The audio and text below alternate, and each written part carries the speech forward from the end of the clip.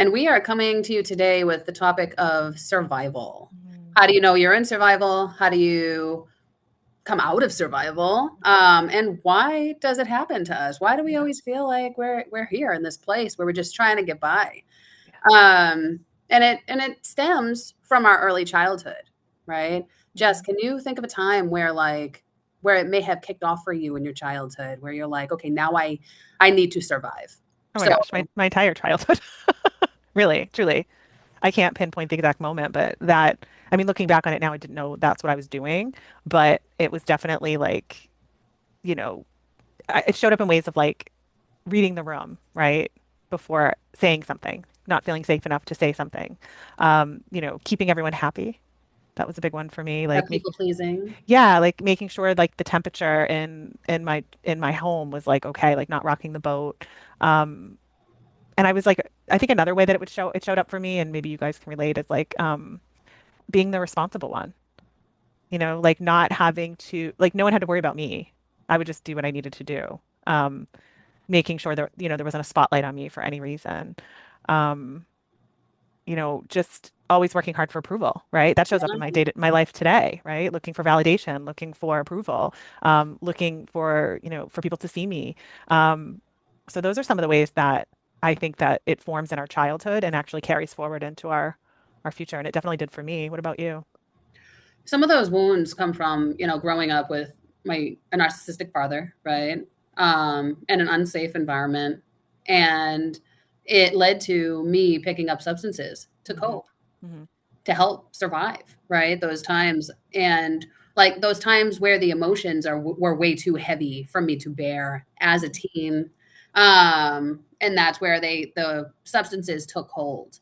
Yeah. Right. So then that led to self-sabotage, right? I was never good enough, worthy enough, always Mm. going for things that were so lowering of myself, right? My vibration. Yeah. And created that disconnect Yeah. where I didn't want to feel because I couldn't feel. So I chose to survive instead. Yeah. So I can definitely relate with you on those tendencies and how they've come into adulthood where you're constantly seeking validation. You're on edge, right? You're always serving everybody else but yourself. Hmm. Hmm. Right. Right. Not Right. asking for too much, right? Like it's taken me many years to be able to be like, this is too much for me. Can somebody help me? I always felt like I needed to do it myself, right? And then I created a story around that. Like, if I want it done right, I need to do it myself. And that's been harmful in so many ways. Um, and through some of the work that I do, I've been able to kind of break free from that and actually realize my limitations and, where it is I need to like ask for support now. But it took forever to get there, or to even bring awareness to that part. And when I look back on all the ways that I was like, I'm so independent. I don't need anybody. That stemmed from being a child, in a home where drug addiction and alcoholism was rampant. Bipolar disorder. My father is bipolar. So that was like never really knowing what he was gonna be like, right? So it was like, I'm just not gonna ask for anything. I'll just do it myself because it's like walking on eggshells. And these are the things we do, right? To feel safe. Right. That hyper independence, the hyper vigilance, right? Always knowing everything that's in our surroundings. And if something moves even the slightest, we know, Mm-hmm. right? If something's off the slightest, we know. Mm-hmm. That's our nervous system being in complete overdrive, Yes. right? Yes. And we can glorify it all we want, right? Yeah, Like, and we I do. always glorified being so independent. I don't need a man, right? Hmm. Like, I'm single, I'm doing my thing, like, I can Yeah. handle everything myself. Yes, that is true and that is great. Yeah. However, I want a man, right? And the thing with the safety, right, around that piece is finding the safety within ourselves Yeah. to help us come out of survival and Right. not try to find that within somebody else, Right. right? It Right. always stems back to us. Absolutely. And I think, the ways that it's harmful is I even know in the early years of my marriage, like I wouldn't say what I needed. I would just expect that they would know. You know what I mean? So I'm walking around like I'm gonna do it all. And then it became, well, I just have to do it myself because, the communication piece wasn't there. So that always caused that issue of like, well, you're not communicating. You didn't say the thing that you needed in order for me to help you or step in or whatever. You just assumed that I knew, and then when I didn't, you were like, well, I'm just going to do it myself, right? So it just shows up in so many different ways that, unless you are, sitting back and kind of tapping into some of these things, some of these patterns, and bringing awareness to them, they just keep playing out over and over again in different ways. Oh, yes. They will continue to play out Yeah. and show up in different situations, different relationships. Yeah. And it's all stemming back to that survival piece, Yeah. right? Just trying to be safe. And how do we stabilize that for Yeah. ourselves, right? Right. That can Right. also lead to toxic patterns, Yeah. right? Where narcissism, Right. that is a survival mechanism as well, right? They don't feel safe because of their own issues, Right. right? The Right. narcissist. So they're a narcissist because they haven't been able to explore that piece and create that safety within themselves. And that's what's leading to them hurting others Mm, without them actually being conscious of it. right. Because most Right. narcissists aren't conscious of it. Yeah. Yeah. And it's, the thing of it is too, that's always been so fascinating for me in the work that I do is that, our subconscious is always like gathering information, right? So and the information it wants is like, how do I stay safe in the world? So it's not asking like, is this healthy? It's really like, how do I survive? Like, what do I need to do to survive? So it's like, if you grew up around conflict, unpredictability, criticism, addiction, like we talked about, if you were neglected or emotionally neglected as a child, or even just you felt unseen, like you found your way to adapt. Yeah, And so I always tell people, like, it's not your fault. You were doing what you needed to do to survive, but it's not serving you anymore, right? So it's like I like to bring, I think I've said this before, when you look at an iPhone that hasn't been upgraded to the latest version, it's operating on an old system, an old pattern, right? An old behavior, an old reaction. And it just doesn't align with who you are right now. So of course, there's that like push and pull feeling of like, I know that this doesn't feel good for me anymore, and I want to change, and I have awareness to change, right? I don't want to feel like I'm constantly having to survive and accommodate with these behaviors, whether it's toxic behaviors or just, repeating emotional trauma or whatever it is.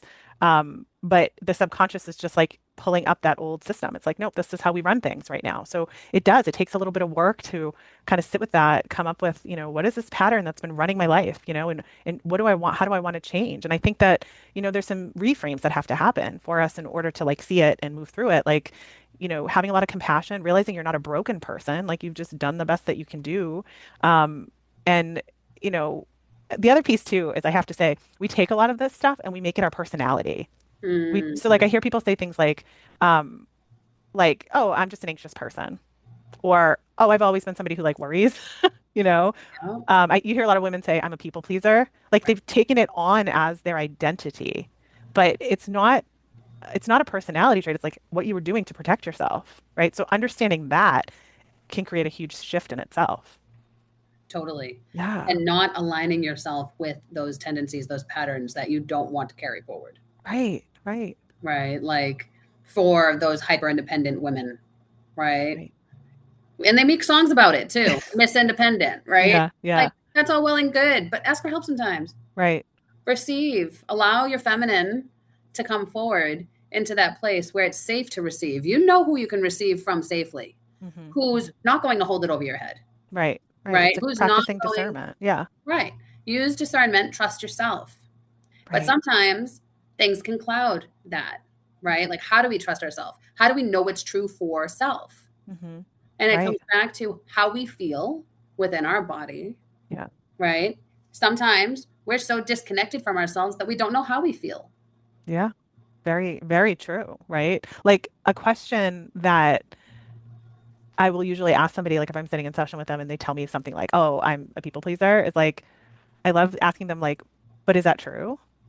Like what if this isn't actually who you are? Like what if this is just something you did in order to feel safe and protected? Like now how do you feel?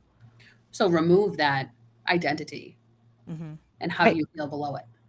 Exactly. Yeah. Exactly. And it's not, and it isn't even about getting rid of the part of you that learned how to survive, right? I mean, that part deserves gratitude and love, right? Because it did serve you at one point. It's what got you to where you are today. And it's not about, it's the goal, it's really about helping that part of you like understand that it doesn't have to work so hard anymore. Does Right. that make sense? Like, because, survival, safety, it's not the same thing. No. So that's where it's almost like, and you have to uncondition from that. Right. Hmm. And it's I mean, this stems way back like to the beginning of our roots, cavemen, right? It's Yeah. ingrained so deeply. And the evolution over the centuries, right? Like that was all due to survival. People adapted, people were resilient, right? There's good and bad with that. But it really depends on how you want to live your life. Hmm. Do you want to continue being that people pleaser, the person that gets depleted for others, Mm. right? Keep giving, giving, giving, and climbing that ladder, right? Maybe that corporate ladder, which you know doesn't align for you anymore, but you don't know what to do or make a shift, Yeah. right? But you know, like that you need to keep climbing, keep building the business, right? For Mm. me, like just keep climbing, climbing, climbing. A few years ago, I said, no more. I can't do it. Yeah. I've climbed, I've burnt out so many times. I don't need to do it anymore. Yeah. Yeah. So you, at some point, you just get really sick of your own shit, Yeah. and you're like, this needs to change. But how do we make it change? Right. So we Right. talked about the repatterning, right? First of all, we have to become aware of what needs to shift, Exactly. right? Like that's key. And then it's taking one step at a time, catching ourselves in the act, Exactly. right? So if it's people pleasing, are you doing this for them or are you doing it for you? Hmm. Right? And if you're doing it for them, how does it feel to you? Does Hmm. it feel draining? Does it feel expansive and uplifting? Hmm. Right? Like right there, that's your answer. If it's draining you to do something for somebody, that's a no. Yeah. Yeah. And it's being okay with saying this doesn't work for me, Right. right? Um, and I'll share like before you and I were going to meet in person today to have this call. And at first I was like, yeah, this will work. And then I had something come up and then I was feeling overwhelmed and I'm like, It's just going to feel better for me to do it online. And and I said it and it was like, okay, this is where we at. Before I would have been like, I'm so sorry. Or I would have overrode that feeling and I would have done it anyways with anxiety and overwhelm and all of that and all the things I felt like I was, hovering over me. Um, but when you get to a place where you can be like, I'm overwhelmed. I need a pause. I need to take a step back and just asking for what you need in the moment is such a huge win for me. I can't even. There was a time in my life I never would have done that. And the right people Hmm. will respect that Hmm. Exactly. Exactly. and they will honor that for you. Yeah. Right? You know in those moments, right, who your people are. Yeah, it's so true. Well, and when you start to do this kind of work, when you start to make changes in your life around this, particular topic of, survival versus not survival versus, but survival and safety, you start to see people for who they are, like you said, and maybe those people start to fall away because you realize, oh, that person never respected my boundaries, or they never held space for me in the way that I needed, or they never understood that I was tired by the end of the week and I didn't want to go to dinner on a Friday night. They'd get mad at me. Like it's small moments like that. And you start to look around and say, well, are these the people that I want in my life, right? Because when we change the way we think, we start to shift the way we think, the things in our life begin to change. That's just the reality of it.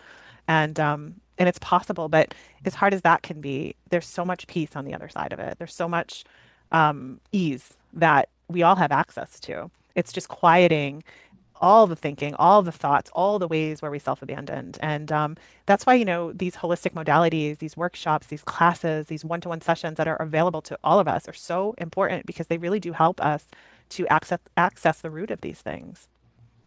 Definitely. And Yeah. the workshop that we have coming up at the end of June, Yeah. June 24th from 6 to 8, Rooted, Trust the Yes. Ground Beneath You. We're going to be addressing just this stuff Yes. around survival, safety, and our root.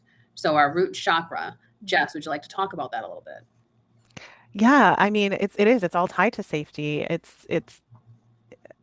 I mean, honestly, I'm laughing because I'm getting this image of us like feral.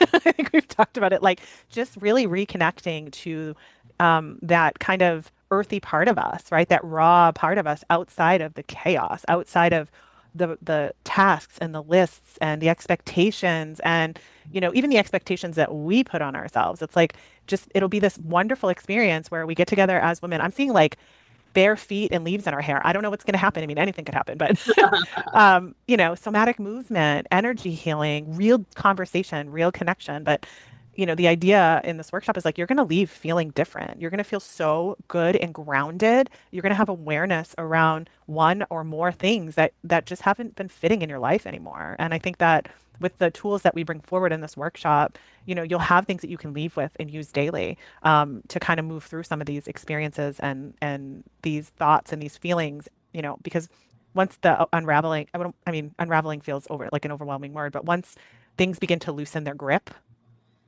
you get more clarity around other things in your life as well. So it's meant to be super supportive, super grounding, super steady. That's how I envision it. Yeah, we're just gonna reroute Yeah. ourselves. I Yeah. am so excited for Yeah. this. And yeah, it's very primal, just coming up from the earth through our bodies and working with the earth energy as well. Because we Yeah. will be able to hand over whatever we don't want to carry anymore in this workshop. We'll be able to get rid of it and then step forward into our new life. Yeah, absolutely. And in a supportive, lovely environment, we're going to be outside, which I can't wait for. That feels really good. I mean, finally, the weather's nice enough where we can do that. So, Yes. So the link will be in the comments, and you can sign up through the Thinkific School, and you'll get more details on the landing page in there. We look forward to seeing you at the end of June. Reach out if you have any questions. Thank you yeah, so much. thank you.